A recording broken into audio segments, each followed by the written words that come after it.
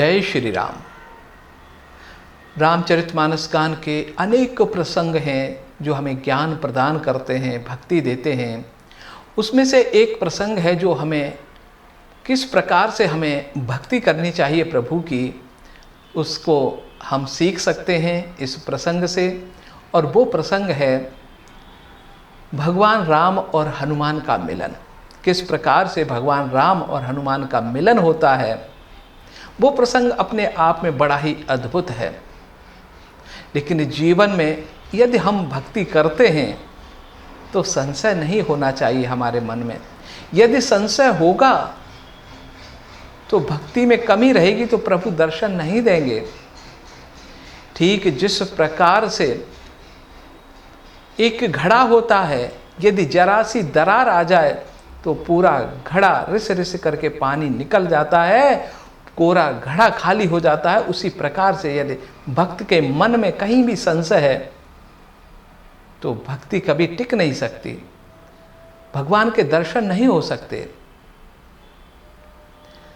तो जब भगवान के दर्शन करते हैं हनुमान जी, वर्षों की प्यास थी, ठीक उसी प्रकार से उनके मन का जो प्यास शांत हो जाती। जिस प्रकार वर्षों के बाद में इस पृथ्वी पर यदि जल बरसता है और वो एक बूंद पृथ्वी पर पड़ती है तो किस प्रकार से पृथ्वी पर बहुत ही हरियाली छा जाती है, यानी सब कुछ उगने लगता है। उसी प्रकार से यदि प्रभु के दर्शन होते हैं तो भक्त के मन में भक्ति की भावनाएं हिलोरे मारने लगती हैं।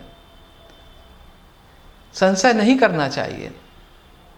ऐसा ही एक दृष्टांत मैं आपको सुनाता हूं कि यदि आपके मन में प्रभु के प्रति पूर्ण रूप से भक्ति है तो प्रभु आपके हर समय साथ हैं, हर समय साथ रहेंगे, चाहे प्रभु का नाम लो या मत लो।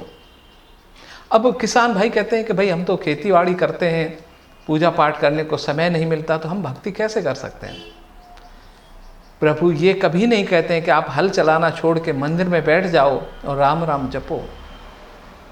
ऑफिस में काम करने वालों को ये नहीं कहते कि ऑफिस का काम छोड़ के मंदिर में आ जाओ। नहीं, प्रभु की असली भक्ति वो है कि जब भी मन में कोई बुरा काम करने के नियत से मन में कभी ऐसे ख्याल आए, उस समय प्रभु का नाम याद करो और वो बुरी भावना पल भर में समाप्त हो जाएगी। यही है असली भक्ति, कि प्रभु को तब याद करना है जब हमारे मन में कोई बुरा काम करने की इच्छा जागृत हो। और ये तभी जागृत होगी हमारे मन में जब हमारे अंदर भगवान का वास नहीं होगा। यदि भगवान प्रभु हमारे मन में है तो बुरा काम करने की इच्छा होगी ही नहीं। तो आपने देखा होगा कि हमारे यहाँ पर बहुत सारे भगुआधारी जो घूमते रहते हैं साधु संतों के रूप में, तो सब लोग सोचते हैं कि इनके मन में ईश्वर है, ये तो कोई बुरा काम कर ही नहीं सकते।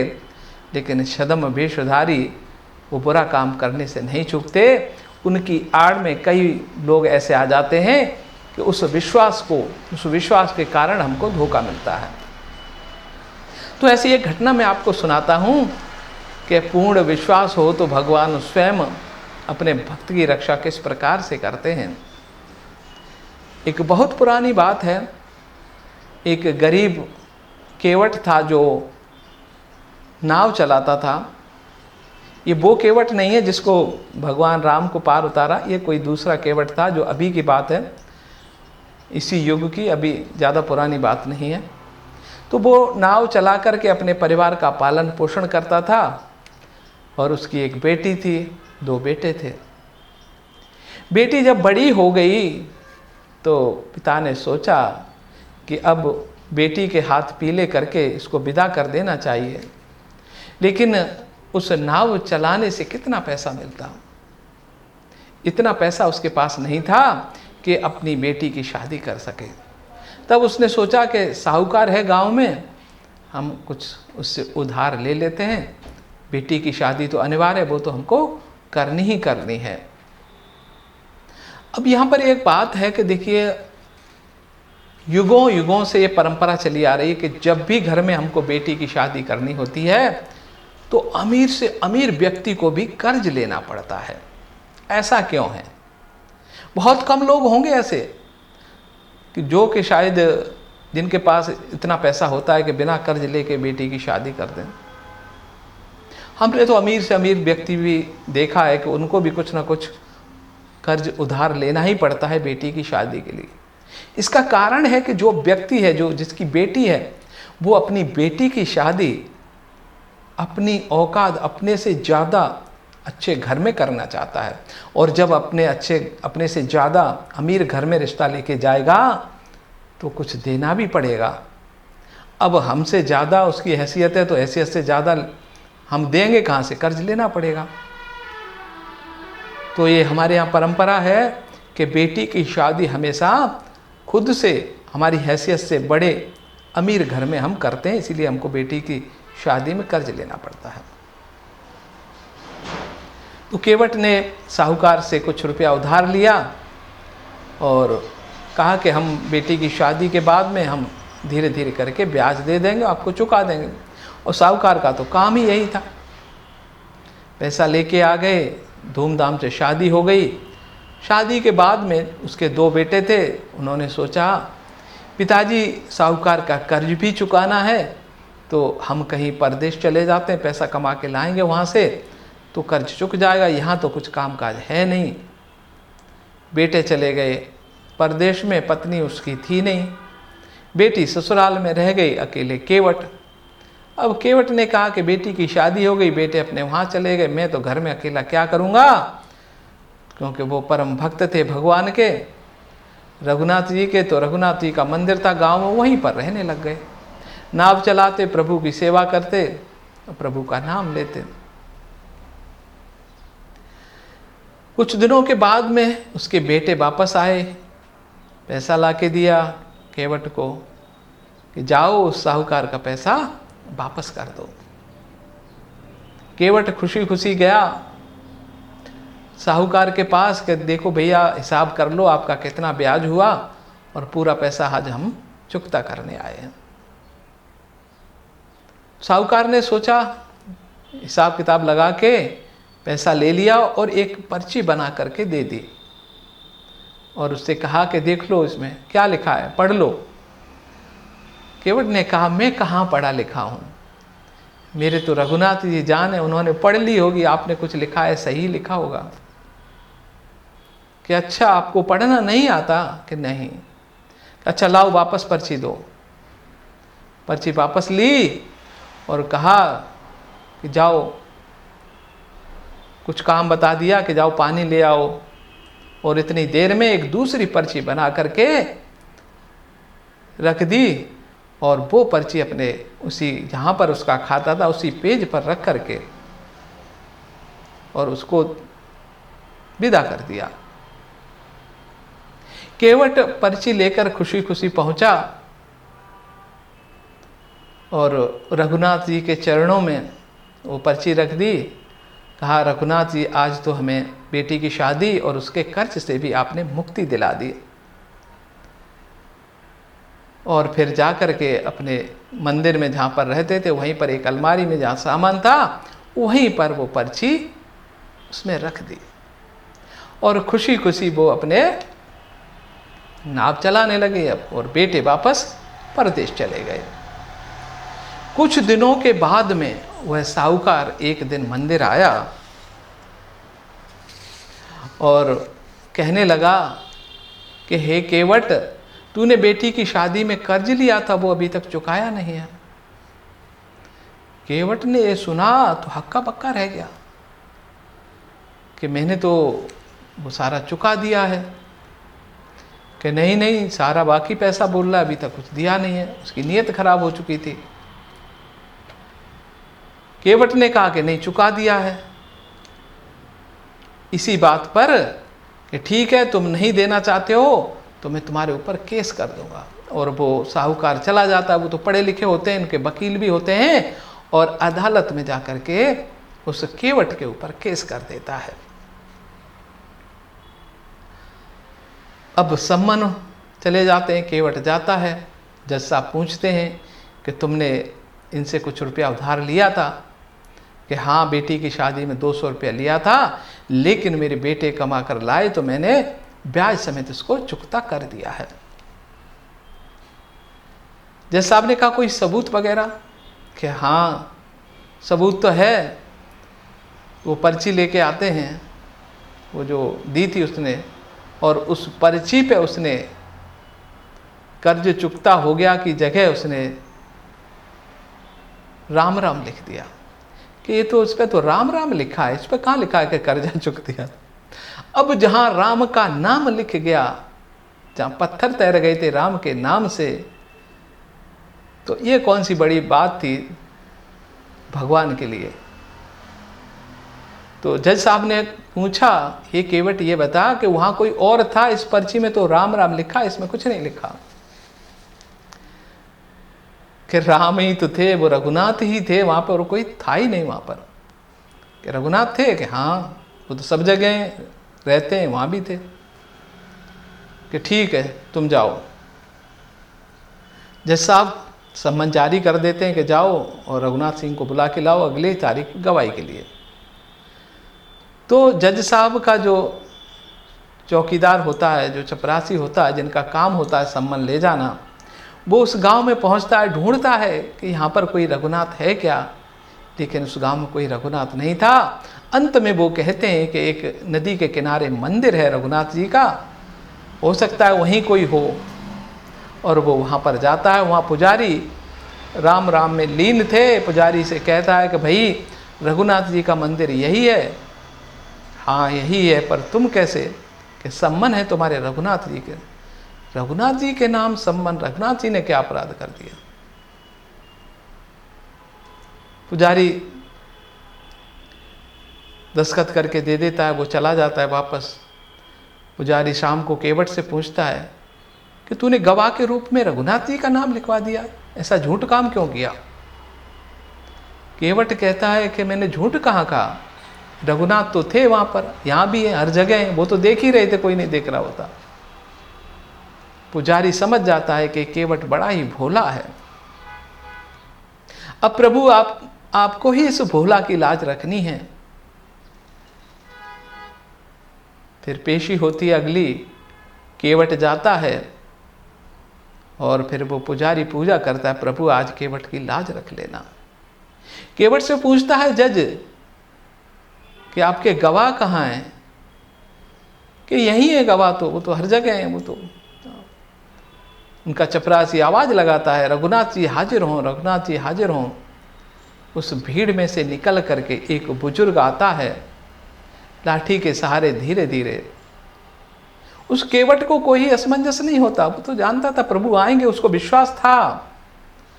लेकिन घबराहट उस सेठ को होती है कि ये कहाँ से आ गया, ये कहाँ था, ये तो कोई झूठा गवाह लग रहा है।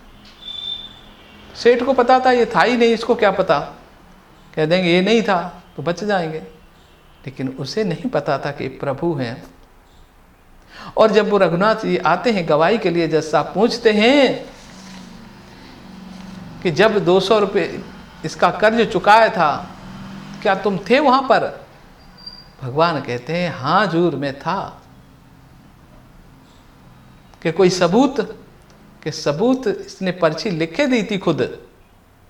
कि वो पर्ची कहाँ ये थी क्या? कि नहीं प्रभु ये नहीं थी जज साहब, इसके मन में पाप आ गया था, क्योंकि केवट पढ़ा लिखा नहीं है, तो इसने वो पर्ची बदल दी थी। और वो पर्ची इसके रजिस्टर में आज भी सुरक्षित पड़ी है। और इसको यहीं रोको सेठ को, इसके घर की तलाशी लेके वो रजिस्टर मंगाओ, और जहाँ पर इनका खाता है वहीं पर वो पर्ची आज भी रखी है। सेठ के तो होश उड़ गए कि व्यक्ति कौन है, इसको कैसे पता। जज साहब के व्यक्ति जाते हैं पुलिस वाले और वहाँ से रजिस्टर लाते हैं, और रजिस्टर खोला जाता है तो पर्ची सुरक्षित मिल जाती है। इस प्रकार से उस सेठ को सजा हो जाती है। लेकिन जज साहब के होश उड़ चुके थे जब उनको पता चला कि ना तो रघुनाथ नाम का कोई व्यक्ति है, ये स्वयं मंदिर के भगवान है जिनकी केवट पूजा करता है। और उसी दिन से वो जज साहब कुर्सी छोड़ देते हैं। बस और उनको चाहिए, क्योंकि वो भी भक्त थे भगवान के, क्योंकि उस मुकदमे के कारण, उस केवट के भक्त के कारण उनको दर्शन हुए थे प्रभु के।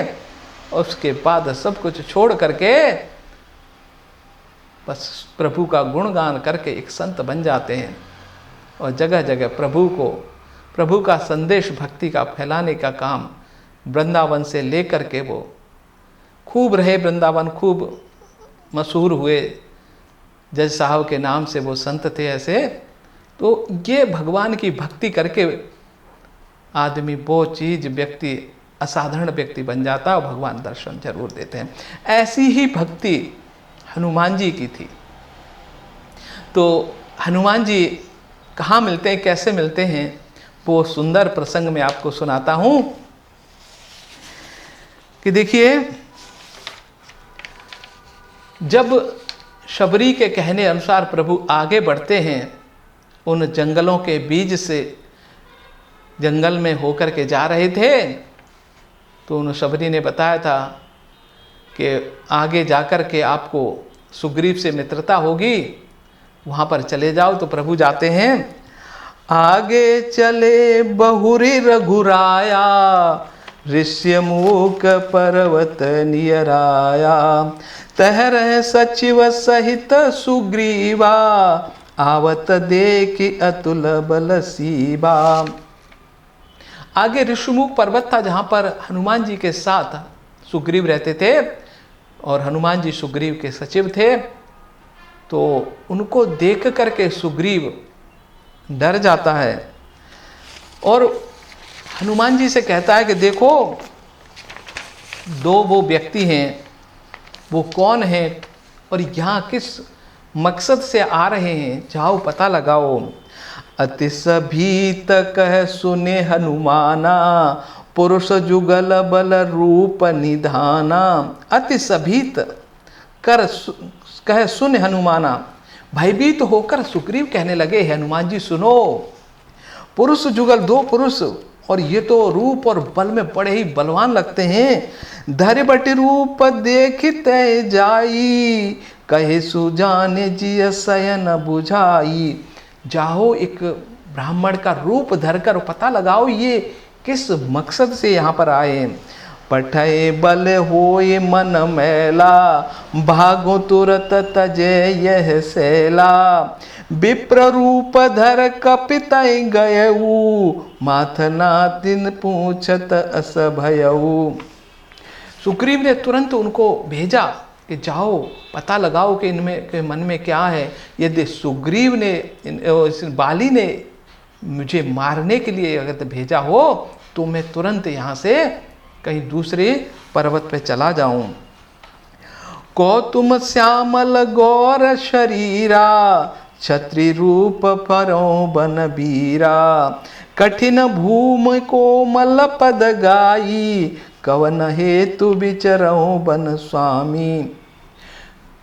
हनुमान जी ब्राह्मण का वेश बना करके प्रभु के पास जाते हैं और कहते हैं कि आप एक क्षत्रिय रूप, इस वन में आपका जो रूप है अति कोमल है, और इस कंकड़ पत्थर वाले इस पहाड़ों पर क्यों घूम रहे हो? आप कौन है प्रभु, आप बताइए, और क्यों घूम रहे हो? मृदुल मनोहर सुंदर गाता, सहत दुसह बन आतय बाता। कि तुम तीन देव मैं को, नर नारायण की तुम दो।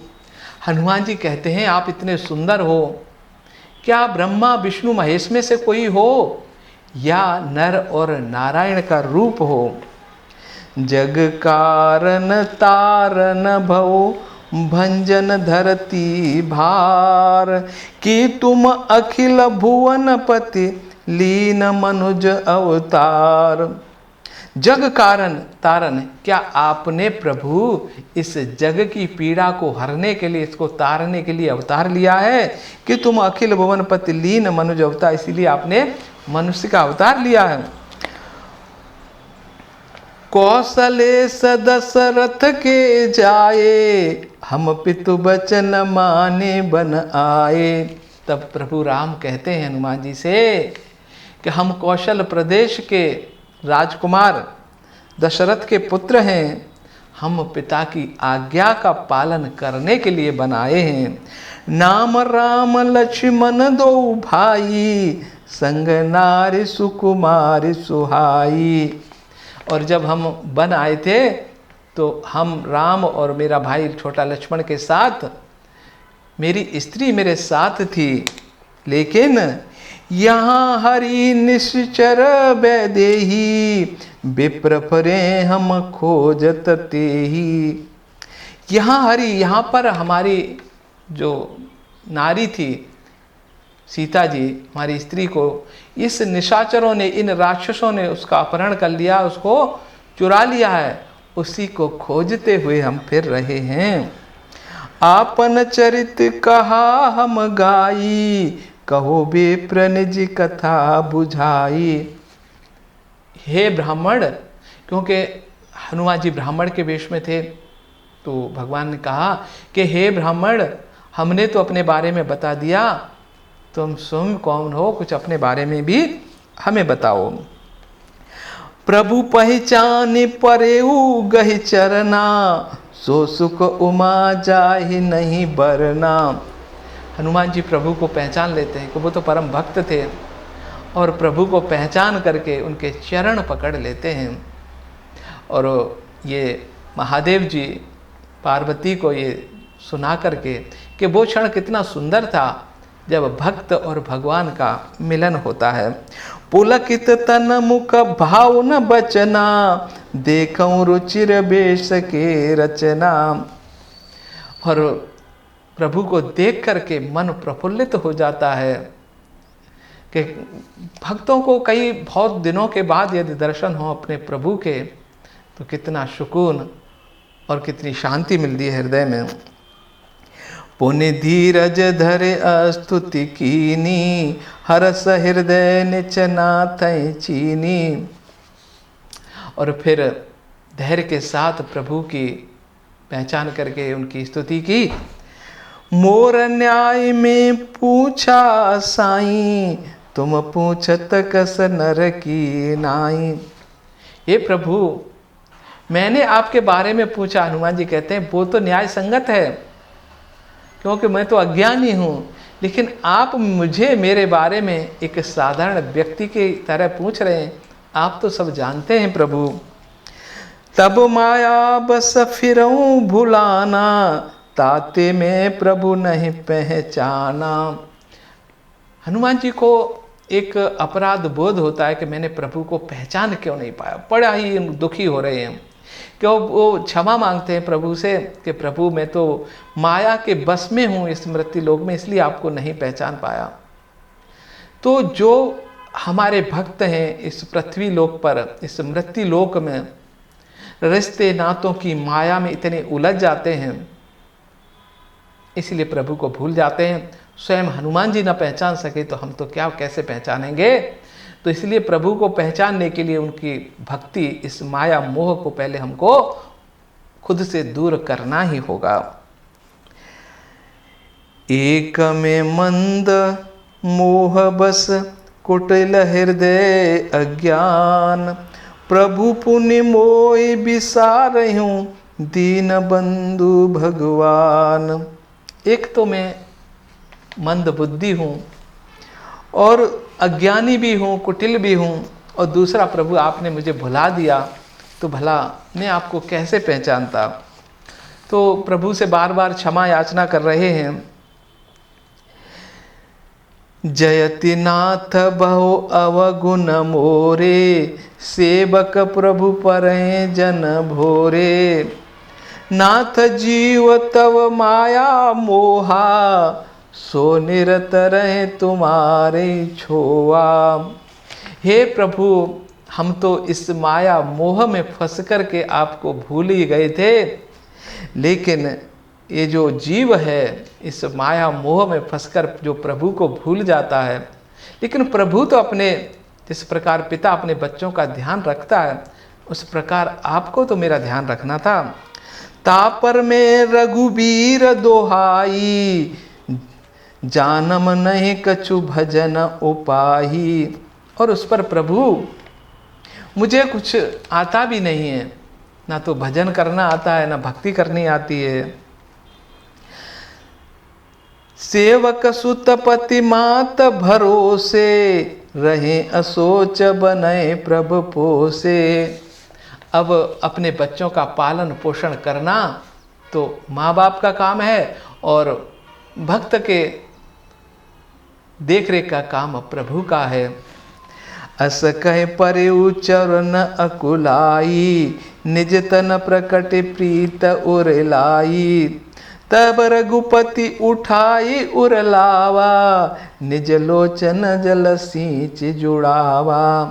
अस कह परयु चरण अकुलाई, इस प्रकार से कह करके प्रभु के अकुला करके चरण पकड़ लिए कि प्रभु मुझसे तो बड़ा अपराध हो गया कि आप सामने थे और मैं पहचान नहीं पाया।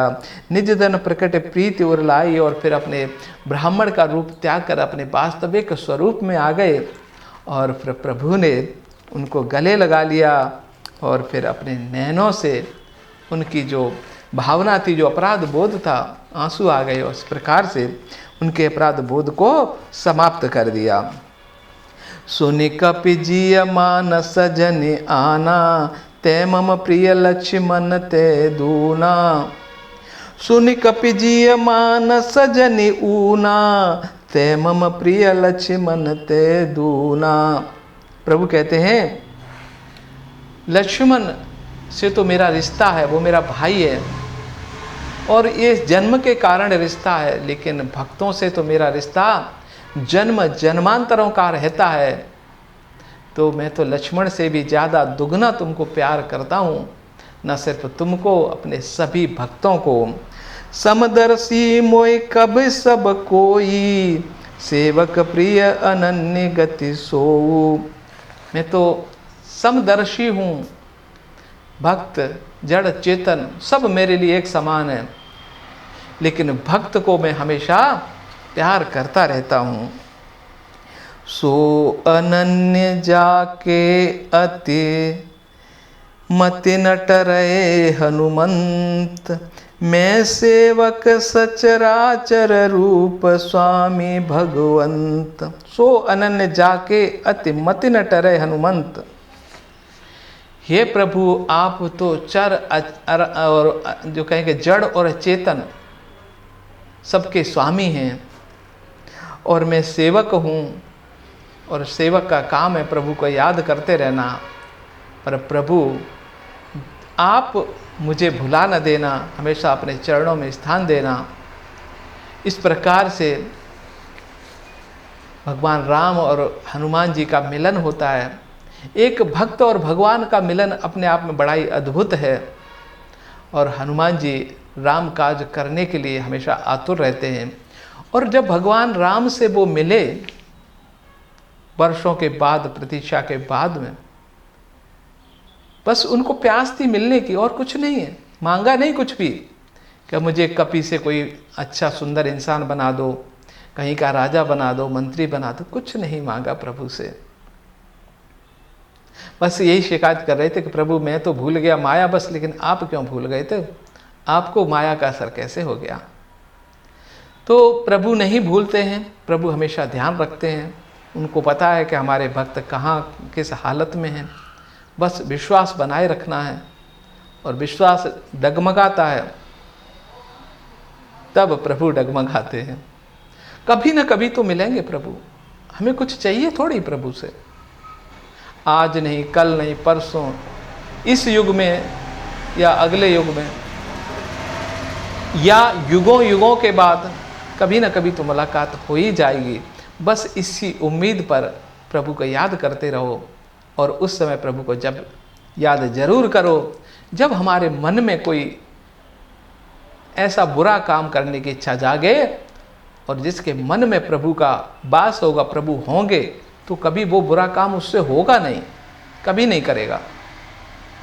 तो ये अद्भुत प्रसंग मैंने आज आपके सामने प्रस्तुत किया, और ये रामचरितमानस गान के अनेकों प्रसंग हैं। मैं आपको रोज़ सुबह 5 बजे आपको कल फिर एक नए प्रसंग के साथ उपस्थित होऊंगा। तब तक अपने आरजे दोस्त श्यामवीर सिंह को दीजिए अनुमति। जय श्री राम।